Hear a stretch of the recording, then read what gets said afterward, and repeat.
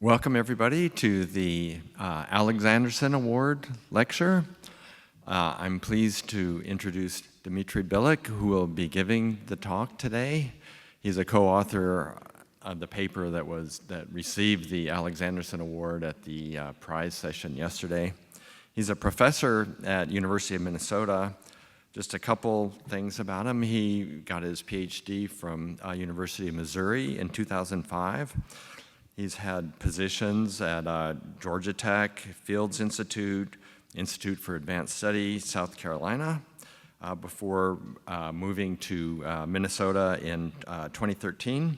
He co-organized a ICERM program, High Dimensional Approximation, in 2014, and is a co-organizer of the annual Riviere-Fabes Symposium at University of Minnesota, which probably a lot of you know very much about. So without further ado, Dmitry. Hi. Okay, thank you very much. First of all, I want to thank AIM for giving this award to us. This was a big surprise, and it's a great honor. So thanks a lot. I also want to thank my collaborators. So this paper that we got the award for has 5 co-authors. So besides me, it's Alexei Glazerian, Ryan Matsky, Josiah Park, and Alex Vlasuk, several of whom are here at JMM. And it has been an absolute blast working with them. It's a very nice collaboration. I think if you count all the papers that various subsets of us have written together, it's probably around 15. Or more. So thanks a lot, everybody. Thanks, guys. Before I move to math, one last thing that I want to say, I want to use this opportunity. Since 2 of the collaborators are Ukrainian, myself and Alex Vlasuk, I just want to mention that even though it's not as acute on the news anymore, not as prominently featured, the war in Ukraine is still going on. Ukraine is still fighting for freedom. So I want to urge everybody to support Ukraine in any way you can. Thank you.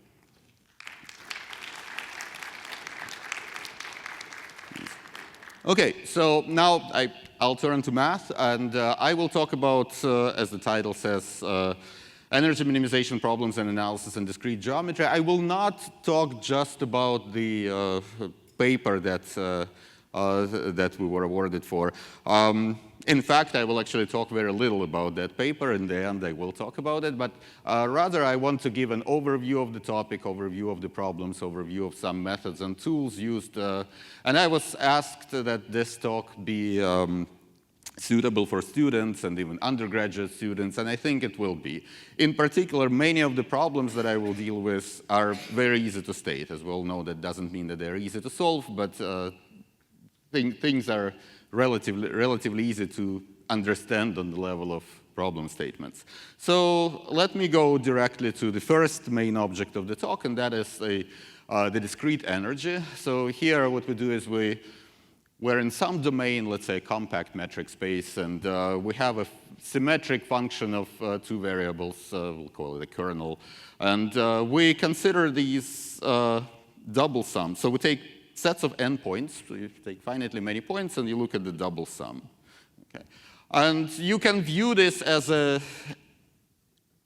some sort of made-up imaginary energy where you have particles at positions given by those points, with the same charge or the same mass, which interact according to the potential given by this function, according to the force that comes from this function. So, and then it's clear what the natural questions are. And the main natural question is, what is the equilibrium position under this interaction? What is the position of n particles that gives you minimal energy? So this is why my talk is called energy minimization. Okay, and there are many other sub-questions which we will return to. And I just want to mention that in many cases, and definitely in almost all of the cases mentioned in this talk, the kernel depends not just on 2 points, but actually on the distance between the 2 points. So it's isometry invariant. Okay. So under this interaction interpretation, well, actually, the first famous problem of this kind is the Thomson problem. It is really a prominent problem. It has its own Wikipedia page, as you can see. So Thomson is a famous physicist who was a Nobel laureate in 1906. He posed this problem in 1904. The problem is, if you're on the sphere, and by the way, for the simplicity in this talk, most of the questions will be on the sphere. So he posed on the sphere, on the two-dimensional sphere, S2. If you have electrons interacting according to Coulomb potential, what is the equilibrium position of n electrons? Okay. This was based on the plum pudding model of atom, which Thomson proposed, and of course, as we know nowadays, this model is utterly wrong. However, the problem is still very interesting. It's interesting mathematically. It has various generalizations of this problem. Also, are interested in physics, in numerics. So there is a lot of work going on this problem. The Wikipedia page is quite long. One thing that shows that this problem is quite difficult is that exact answers are known only in a handful of cases. Well, a handful if you have 6 fingers. So these are the values of n for which the exact answers are known. Most of the times, the answers are what you expect them to be. So for example, for 6 points, it's the octahedron. For 12 points, it's the icosahedron. You can see that 8 points is not there. And actually, even if we knew the answer, it wouldn't have been the cube. So numerically, it's known that it would be the square antiprism. You take the cube and you rotate the top by 45 degrees. And another thing that points to the difficulty of this problem is that for 5 points, it's a triangle like bipyramid shown in this picture here. And it's only been proved about 12 years ago, and this was a computer-assisted proof. Okay. So there is still a lot to do in these problems, and I hope that some of you get interested in these and related problems. Well, of course, there are numerous generalizations. Of course, you can consider other similar energy. In particular, the so-called Rees S energies are very prominent. So now, let's say we're in the sphere in arbitrary dimension, and you consider either these energies with power s here, or when s is 0, you replace that by the logarithmic kernel. Okay, so these have lots of applications to mathematical physics, PDEs, and so on. And well, the case s equals 0 on S2 is also interesting. So this is the minimal energy points are known as the Fekete points, and again, the answers are known on S2 just in the same set of cases. Okay. And quite a lot is known about these energies as n goes to infinity. It's known that, for example, on this whole range, the minimal energy points will be uniformly distributed, so as n goes to infinity. In this range, it really approximates the uniform measure. Something funny happens at -2, which we will see later on in this talk. By the way, if you take s to be negative, that means you have positive powers in the sum. You need to maximize instead of minimizing, of course. Okay. All right. So, well, you can also consider what happens when s goes to infinity, and as we all know, LP norms when p goes to infinity become L infinity norms, so you get the maximum. And well, the problem becomes the best packing problem, and so that means you want to maximize the minimal distance between the points. So you want to find a configuration which does that. So that's also known as the best packing problem, because it's essentially equivalent to asking what's the largest radius of spheres, of n spheres, that you can put on the surface so that they don't overlap. Okay. Yeah, and this was posed by a Dutch botanist and in relation to the distribution of pores on pollen. Okay, and finally, about Rees energies, I want to turn to negative values of s, that is positive powers.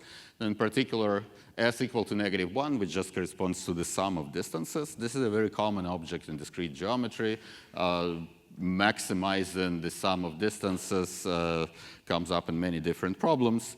And on the sphere, very interestingly, this happens to be Related to another problem, another very, very prominent problem, it's the problem of minimizing the L2 spherical cap discrepancy. I will not give definitions, but essentially what you do is you take your combination of points, and for every spherical cap, you compare the proportion of points and the size of that cap, and then you integrate that over all caps. You take the L2 average over all caps. And this gives you some measure of equidistribution. And this also gives you some measure of equidistribution. It turns out that those are absolutely the same. There is an identity that relates those two quantities, which is quite miraculous. Okay, so already you see that energy comes up in several different problems. But now I want to understand what happens as n goes to infinity, what happens asymptotically. And well, as we know, sums become integrals when n goes to infinity. So really your question becomes what distributions optimized integrals. So the setup will be the following. So this is a sibling problem to the discrete energy. So here we're talking about energy integrals.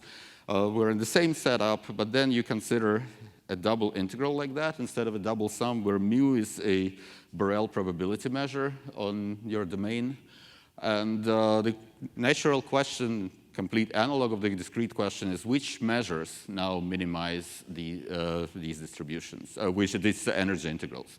Okay. And in particular, one of the first questions that you may want to ask is whether the uniform measure, if you're in the sphere, or the volume measure in some other domain, whether that minimizes energy.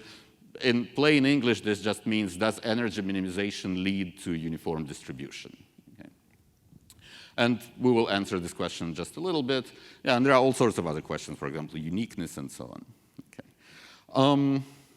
Well, there are naturally, the two notions of energy are related. In particular, if you minimize the energy and discrete energy and normalize it, that in the limit as n goes to infinity, you get the optimal energy integral. Also, if you consider a discrete measure corresponding to the set of points, and you put equal masses on all of them, then this integral just becomes the sum, okay? And up to normalization and up to including the diagonal terms, this is the same thing, okay? All right. So one of the properties that plays a very important role in analyzing energy integrals is positive definiteness of kernels. So positive definiteness of functions is a property that comes up in a lot of places, in analysis, in probability, in geometry. What does this property mean? So here is a definition. The definition says that if you take any set of points and you construct an analog of the Gram matrix based on that set of points and the kernel K, then that matrix is positive semi-definite. Okay. Or, in other words, it just means this. Okay. What are some standard examples of positive definite kernels? Well, one, if you're in Rn, one standard example is the inner product between the points. That, of course, is positive definite just because we know that the Gram matrix is positive semi-definite. Also, if you take in the inner product and raise it to any power, that's also positive definite because this follows from so-called Schur's product theorem from linear algebra. It's a very, very standard theorem from linear algebra. Okay, and also, if you take any positive linear combinations of those, that will still be positive definite. Okay, and in some situations, we'll see that under some conditions, those could be the only ones, but in general, they're not. In general, these are not the only positive definite kernels. We will need a slight reformulation of this definition. Well, basically, as we discussed before, these sums can be written as energy integrals for discrete measures. And this condition, by weak star density of discrete measures, tells you that it's equivalent to consider this inequality for any energy integral for any signed measure. Okay. This condition is more convenient sometimes because, as we saw already, in many cases, the kernel of interest is singular. And if the kernel is singular, then you cannot really consider this sum because the diagonal terms will be infinite. Okay? But this definition still works as long as you say, okay, this is non-negative whenever this integral makes sense, whenever this integral converges. Okay. And there is a slightly weaker property that we will need is conditional positive definiteness. That's exactly the same thing, but if the measure that you're considering has mean 0. It's a measure whose total mass is 0, or if equivalently, if here the sum of constants is 0. Okay? And we will say that this conditional positive definiteness is strict if equality here can occur only for the 0 measure. Okay? So this notion is very closely related to energy minimization. So I have this next slide, which is a short crash course.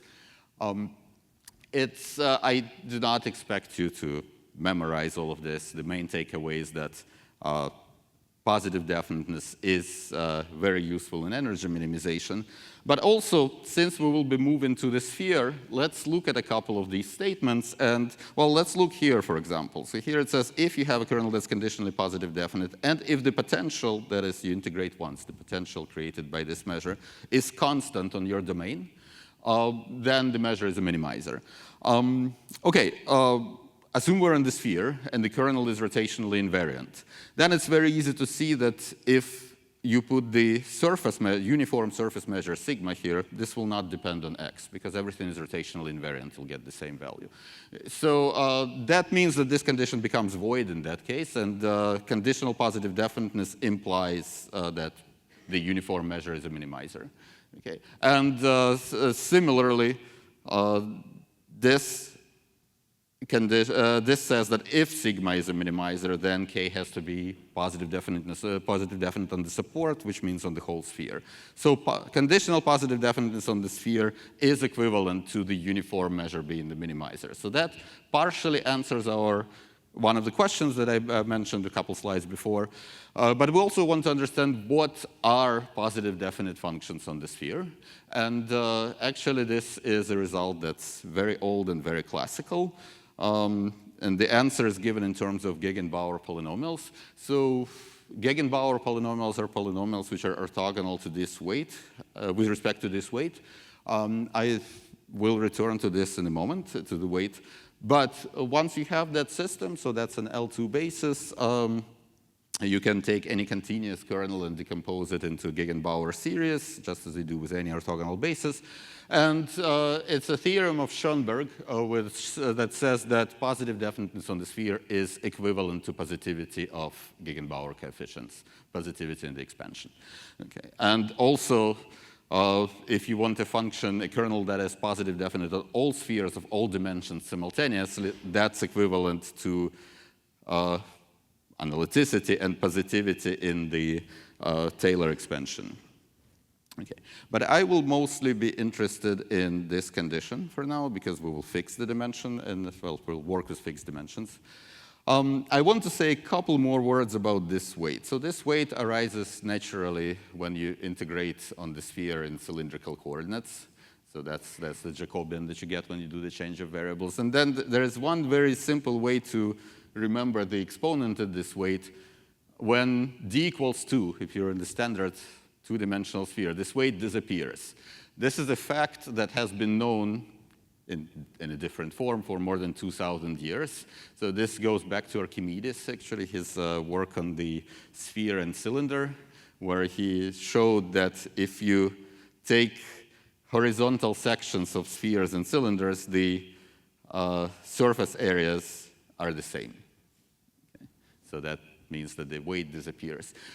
This is also known as, in cartography, as the Lambert cylindrical equal area projection. Well, in this projection, if you draw the map of the world like this, the areas are projected correctly. Okay, so the linear dimensions, of course, are not, but areas are preserved. And funny story about this, legend has it that Archimedes liked this result a lot, and this was actually carved on his tombstone. This had not survived to our days, but Cicero wrote about this, that he found Archimedes' grave, and he recognized it by the sphere and the cylinder. Okay. All right. Well, this was just a little deviation. So let's go back to energy on the sphere. So with the discussion that we just had in mind, then you have this set of equivalences that if you want to know when the uniform measure sigma minimizes the energy, that's equivalent to conditional positive definiteness, and that, due to Schoenberg's result, is equivalent to the positivity of Gegenbauer coefficients. Well, you don't care about the zero-order coefficient because you can, of course, shift things up and down. That doesn't affect minimization. Okay, so this will come up several times in my talk, and yeah, so just remember that positivity of coefficients here plays a role. Actually, I want to say that positive definiteness in general, whenever you're on a domain which has some sort of group structure where you have Fourier analysis on that domain, positive definiteness is equivalent to positivity on the Fourier side. For example, if you're on the real line or on Rn, and you have a kernel that is translationally invariant, then it's a famous theorem of Bochner, which says that positive definiteness is equivalent to the function being a Fourier transform of a positive measure. Okay. All right. Okay, but now the next question is, what happens if positive definiteness breaks? Okay, and here's the first glimpse. So we just discussed these two facts. So if you have some minimizer, then the kernel has to be conditionally positive definiteness on the support of that, on the support of the minimizer. And we also know that the sigma, the uniform measure, minimizes the energy in the rotational invariant case if and only if k is conditionally positive definite in the whole sphere. Okay, that tells you that you have a dichotomy. So either the kernel k is conditionally positive definite, and then sigma is a minimizer. And if sigma is not a minimizer, then any minimizer of the energy has to have strictly smaller support. Because if it didn't, then the kernel would be positive definite everywhere, and sigma would be a minimizer. So this already tells you that in many situations, minimizers will tend to cluster, will tend to be concentrated on smaller sets.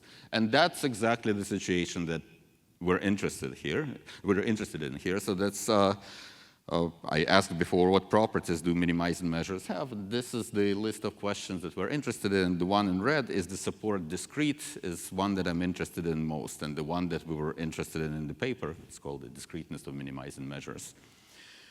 Okay, so let me give you one example. So one standard example is the Reese energy that we started with, only now it's in the continuous case, it's the discrete energy. Sorry, this is the continuous energy. Okay, so there are some classical results.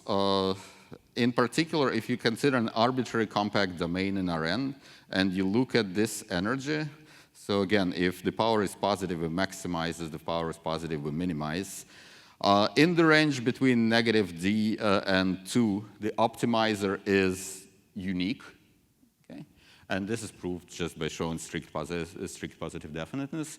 And in the case when alpha, the power here is greater than 2, maximizers are necessarily discrete. So this already gives you an example when things clump. They concentrate on a discrete set of points. But let's specialize to the sphere. So in the sphere, on the sphere, things are even more understood.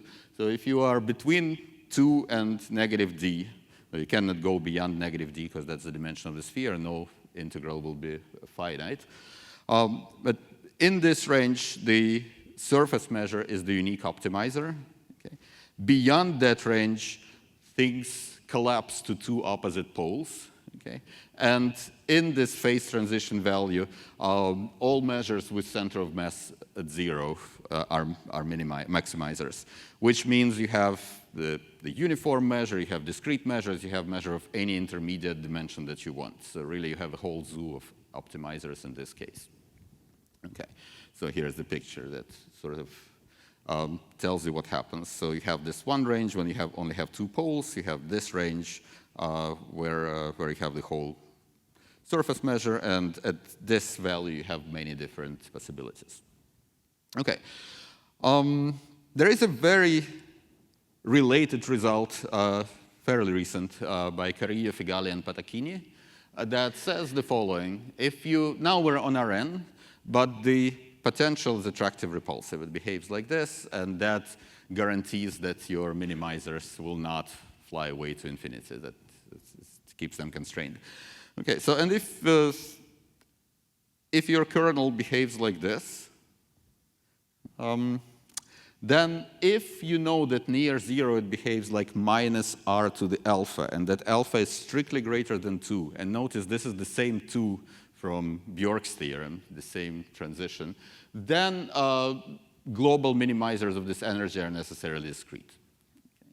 And well, what does it mean that alpha is large here? That means that the function is very flat near 0.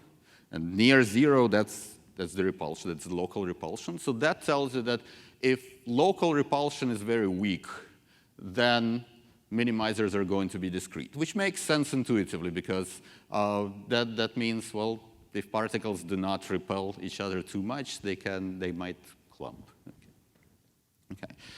Interestingly, it appears that Kariyev, Figali, and Patachini did not know about Bjork's result because it's not cited in their paper, but that really is the same exponent. The proofs are different, but the internal reason for alpha being equal to 2 here is the same. By the way, just a funny story that I like to mention about the attractive repulsive potential. So here you have repulsion, and here you have attraction.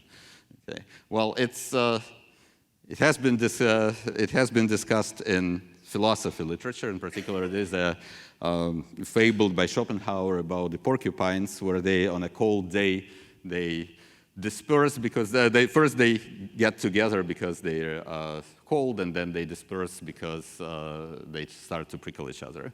So that's really attraction and repulsion. Okay. And in this sense, discrete minimizer, I think, makes sense, because a lot of the times this attractive repulsive energies describe populations in some sense, well, more or less in this sense, and discrete minimizers somehow amount to the formation of towns or villages or clans or tribes, things like that. All right, again, this is just a funny story. Related to the Kariyev, Figali, and Patachini result, I wanted to mention there's also a fairly recent result by Lim and McCann.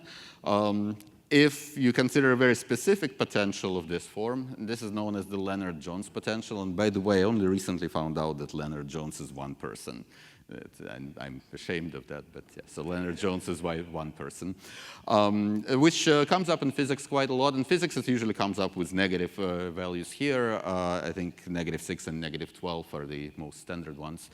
But if you consider mild repulsion here, so alpha is greater than or equal to 2, so here you include 2 also, then minimizers of this energy on Rn are discrete measures, specific discrete measures. These are measures concentrated at the vertices of the unit simplex. Okay? And my apologies, this should be n+1, because there are n+1 vertices in the simplex. Right? Okay, so and this simplex with side lengths 1, which makes sense because this kernel is minimized when r is equal to 1, and so in a simplex, any 2 points are separated by 1. Okay, so here, looking at all these results, we might say, okay, well, we probably understand what happens, what causes minimizers to be discrete. That's repulsion. Repulsion has to be weak. It has to be, and we know exactly what it has to be. It has to be of the order r to the power alpha with alpha greater than 2. Okay, well, it turns out that that's not the whole story. And one of the examples that shows it is, let's change things a little bit on the sphere, and let's replace the Euclidean distance by the geodesic distance, okay, which in terms of local repulsion behaves the same way, right? The distances are equivalent. But it turns out that in this case, you also have a very similar situation, but that breakdown, that phase transition happens at a different value of alpha. It happens at alpha equal to 1. And this is due to the global structure of this energy. Okay, so this was first observed in dimension 1 by Is there a question? Oh, sorry. Yes. This first was observed for a dimension equal to 1 and by Brauhart, Hardin, and Saf. And then in a series of papers with Feng Dai and Ryan Matzke, we proved this in higher dimensions. So you have the exact same situation, but a different phase transition. So the situation is the same. For a while, I actually thought that similar situations have to happen in most reasonable metric spaces, that you have one phase transition between some nice measure and a discrete measure. But turns out that even in some very nice situations, in particular, the geodesic distance on projective spaces, things get infinitely more complicated. And this was observed in a series of different papers, in particular also by Lim and McCann, and also by myself, Ryan Matsky, and Joel Nath recently. But let's keep it simple for now. OK, so now we know that it's not only the repulsion. Something else might play a role and might force minimizers to be discrete. Okay, so just as a reminder, for the Euclidean Reese energy, this was 2, and for the geodesic, this happens at 1. Okay, this is the same picture again. Now I want to talk about some special situations and some special point configurations on the sphere, and we will observe that they can also give you discrete minimizers. So these are the so-called spherical designs. So spherical designs are just configurations of points on the sphere which integrate polynomials exactly. Okay, so if you take the equal weight sum, that integrates all polynomials up to of degree up to m exactly. These are very useful point configurations in many applications, and it's known that they exist, and it's known that they exist with the number of points of the right order, and the right order here is m to the power d minus 1, because that's the order of the dimension of the space of all polynomials of degree up to m on the sphere. Okay, and this was proved 12 years ago by Bondarenko, Radchenko, and Vyazovska. Actually, this is the first annals paper of Marina Vyazovska. Well, let's look at spherical designs from the point of view of energy. Okay. Well, if you have a spherical design and you have a polynomial such that it's positive definite, that means if you rewrite it in terms of Gegenbauer polynomials, all of the coefficients are positive. Okay. Then let's see what would happen. Well, since this kernel is positive definite, then the minimal of the energy is achieved by the uniform measure, as we discussed. But also, since this is a spherical design, this discrete sum would give you exactly the same answer as the integral. Okay, so you would get the same value of the energy. So that tells you that in this situation, for a positive definite polynomial, you have discrete minimizers. They're given by spherical designs. Okay. So in the paper, in quite the paper that we got the award for, we proved, one of the results that we proved was that actually a similar statement holds much more generally. So if you have a kernel, doesn't have to be a polynomial, now it's a general continuous kernel on the sphere, so that when you write its expansion in Gegenbauer polynomials, there are only finitely many positive terms. Okay. Then there exists a discrete minimizer, and moreover, the size of the number of points in that minimizer has the right bound. This is the dimension of the spherical harmonics of order n, so you sum up all of the dimensions corresponding to positive terms in the expansion. So I will not go into the proof of this result. So it's some combination of functional analysis and convex optimization. So in particular, one thing that plays a prominent role here is the structure of the extreme points of sets of measures with constrained moments. This allows us to obtain this result, but also because of this result is quite non-constructive, so it doesn't tell you much about the structure of those discrete minimizers. Definitely, nothing would guarantee that the weights are equal. There would be non-equal weights for sure. Well, this result could be applied to polynomials because, in particular, well, if you have a polynomial, then this set is definitely finite, right? Because you only have finitely many terms. So in particular, that result tells you that if you have any polynomial kernel, then there exist discrete minimizers of the energy. Okay, so no matter which polynomial kernel you take, there will be discrete minimizers. This was not known before. And also, if the polynomial is not conditionally positive definite, so if sigma is not a minimizer, the uniform measure is not a minimizer, then it turns out that the support of any minimizer has empty interior.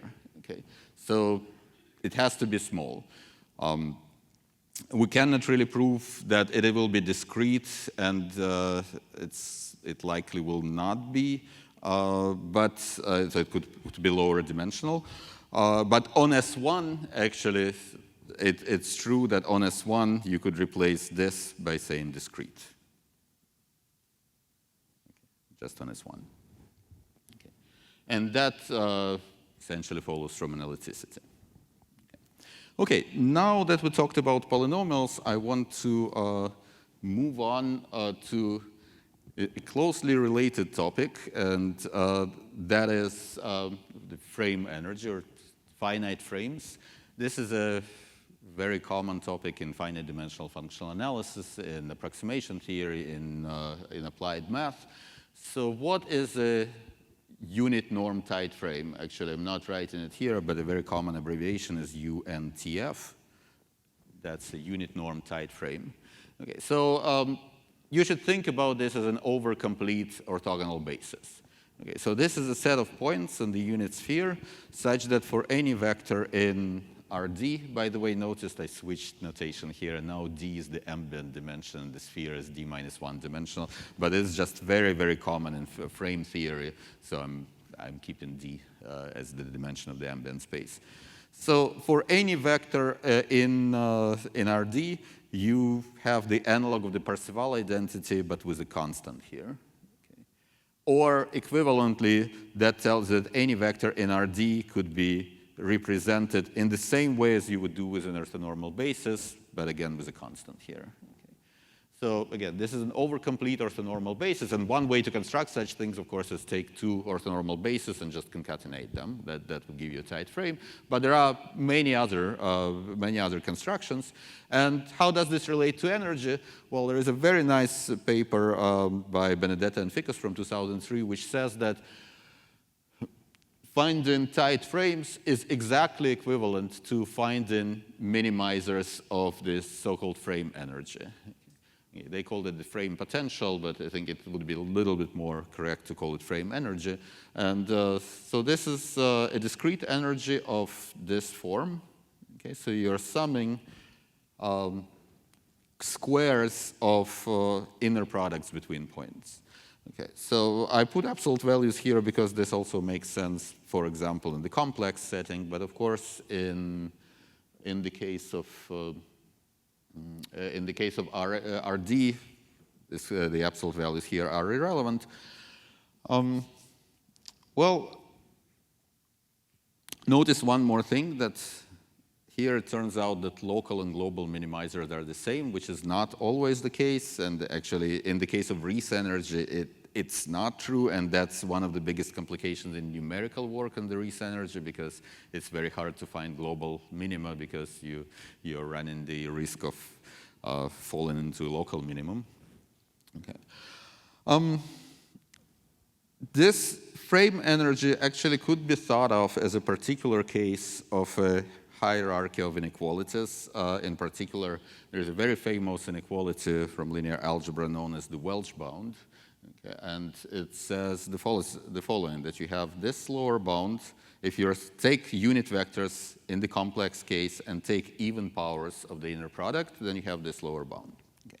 And this inequality is known to be sharp, but it is sharp only in the complex case. If you restrict yourself to the real case, that inequality is not sharp. Because then let's see what happens in the real case. Well, this is a discrete energy with this kernel, and that kernel is simply a polynomial, t to the 2k. Okay? So you can, and t to the 2k is a positive definite polynomial. So the energy is minimized by the uniform measure. Okay? So you can compute it for the uniform measure, you just need to compute that integral. It's a calculus exercise. And you get this lower bound. And actually, when k is equal to 1, both of these are the same. You would just get 1 over d in both cases. Okay. But when k is greater than 1, you get a better value, a larger value here. Okay. So this has been observed by Sedelnikov and Venkov and a few others, but it's really a very simple consequence of energy minimization. So this could be proved this way.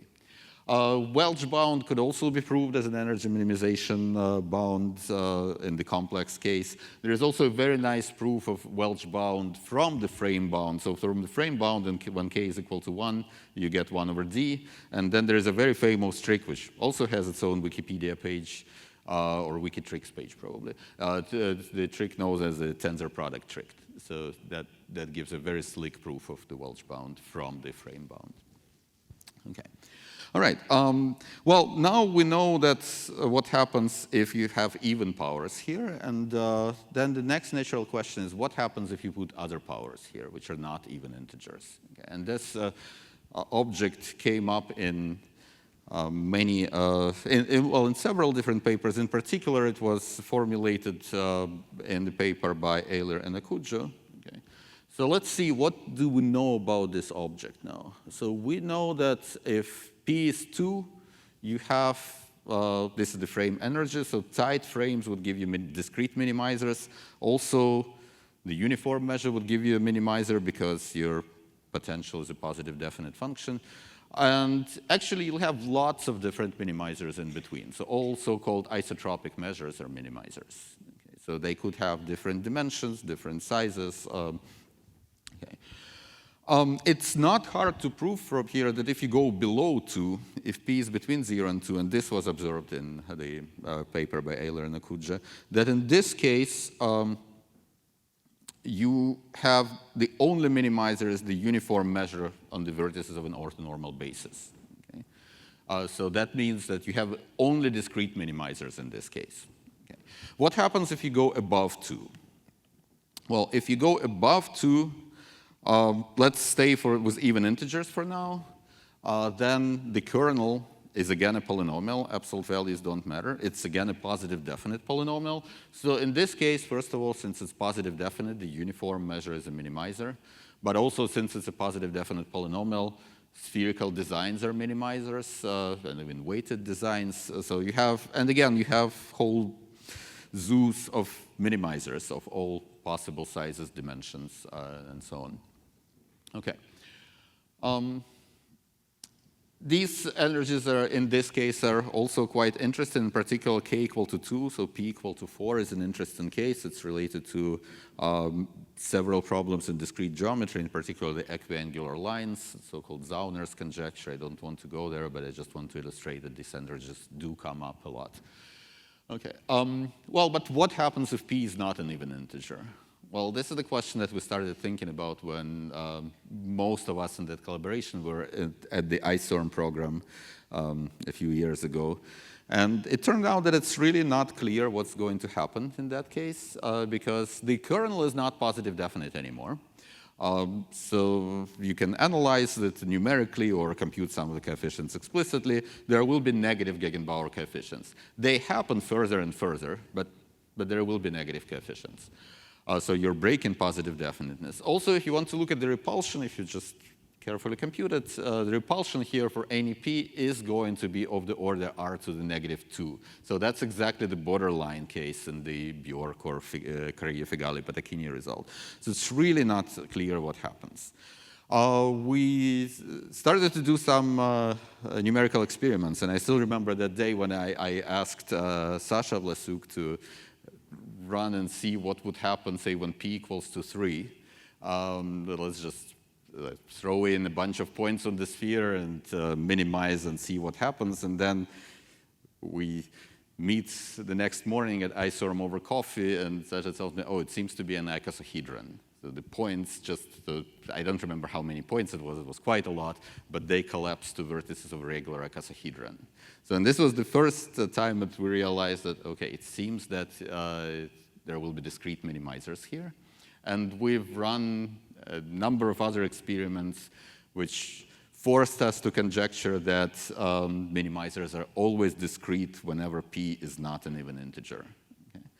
So in this range, it's already known. This is the Euler and the Kuja result. But in the other cases, nothing was known. We had just had numerics at first. And then we realized that we can actually, at least in some cases, prove that minimizers are discrete and actually say what they are. Okay, and an important notion that comes up here is the so-called tight spherical designs. The definition is here. Again, I don't want you to necessarily remember the definition. This is not even an original definition. The original definition was somewhat different. The designs of, so to say, smallest possible order. But the important thing about the definition is that these are designs of sufficiently high degree which have a low number of distances between points. Okay, so that's the most important thing here. Okay, and here we were able to prove that if you have a tight design, then for a corresponding range of p's between two consecutive even integers, that tight design would give you a discrete minimizer of the p-frame energy. So you have a certain universality here. So that happens not just for one value of p, but for a whole range. And you can prove that you have only discrete minimizers. So it's not just that this will be a minimizer, but all minimizers will be discrete. We can also prove that. Okay. So here is a list of the known tight designs. Unfortunately, very few tight designs are known to exist. And also, 600 cell is not a tight design. The 600 cell just misses one of the powers, but then it's a design for a few more powers. So here, a separate but similar proof would still work. Okay.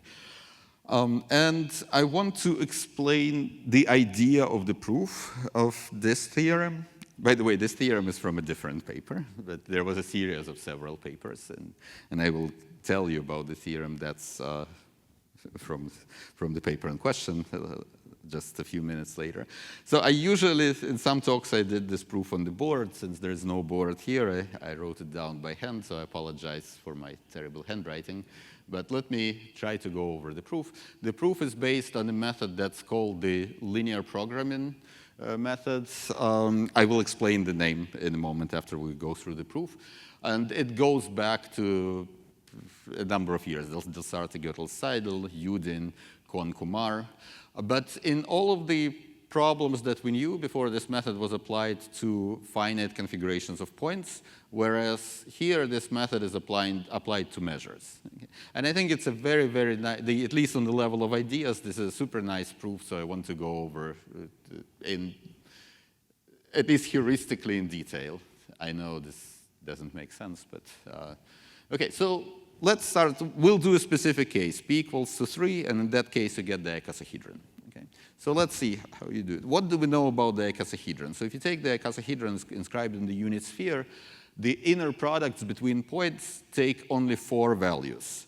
Those values are plus minus 1 over square root of 5 and plus minus 1. You get plus 1 for the same point, negative 1 for opposite points.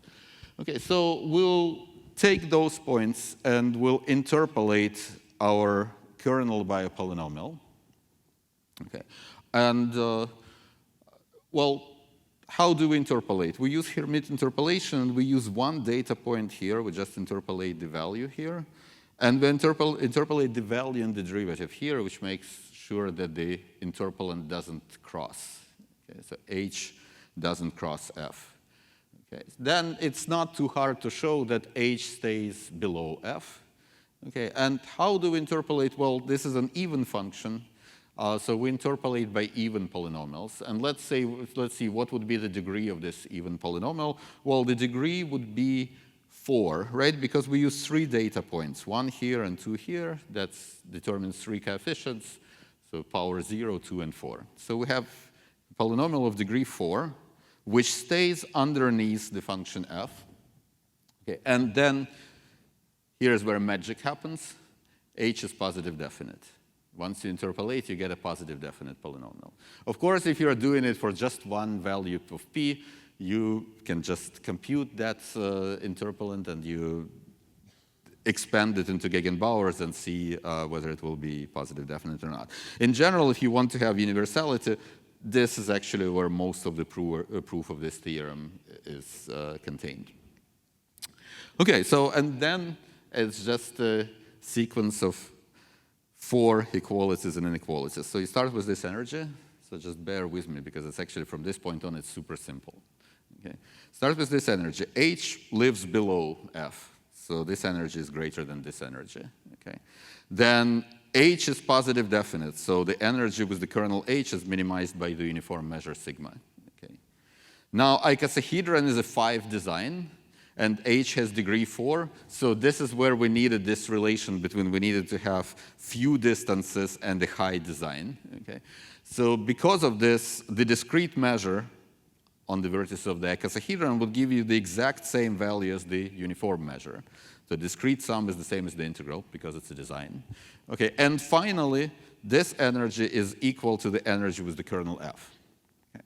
Because, well, the functions F and H just match at all possible values of T that play a role, all possible values that come in the icosahedron. Okay. That's how we constructed H. That's it. That's the proof. Okay.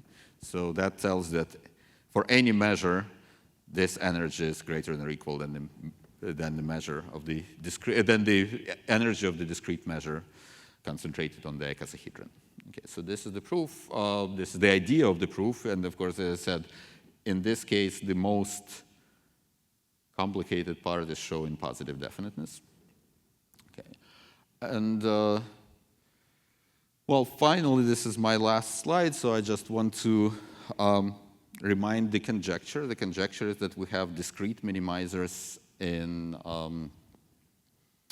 all cases whenever p is not an even integer, and we are still not able to prove the full conjecture, but we were able to show that whenever p is not an even integer, minimizers do have to be small. In particular, the support of minimizers has to have empty interior. So this was the theorem in the paper. And this is the theorem that we have engraved on the medals that we got from AIM. Okay. I don't have time to go into the proof, and it's actually, there are quite a few technical things there. But I just want to mention that there is still a lot of open questions here. Well, first of all, of course, the conjecture is open, but even on the way to the conjecture, we were not so far being able to prove anything about the dimension of the minimizer. So, well, discreteness means that it's of dimension 0, but even proving the dimension is less than d, we were not able to do it so far. And lastly, I just want to mention that more generally, this phenomenon of discreteness of minimizers is still very, very, very mysterious. So there are several factors that come into play. There is, as I mentioned, the local repulsion. Okay, if it's too weak, you're going to have discrete minimizers. But then if you're in the borderline cases or close to borderline cases, you don't really know what will happen. There is some global structure that plays a role. One thing, again, which is completely open, but I think that there should be some sort of a theorem to that effect, is I think that smoothness affects the discreteness of minimizers, in particular because in this example as of the p-frame energy, whenever p is not an even integer, this is not a smooth function, so you have some non-smoothness. And I suspect that that is what forces minimizers to be discrete. And there are some other examples where similar things happen, in particular the so-called causal variation principle. So yeah, there are lots of open questions, lots of work to be done, and yeah, I hope that this circle of problems interested some of you. If I would be happy to talk to any one of you about them. So thank you very much.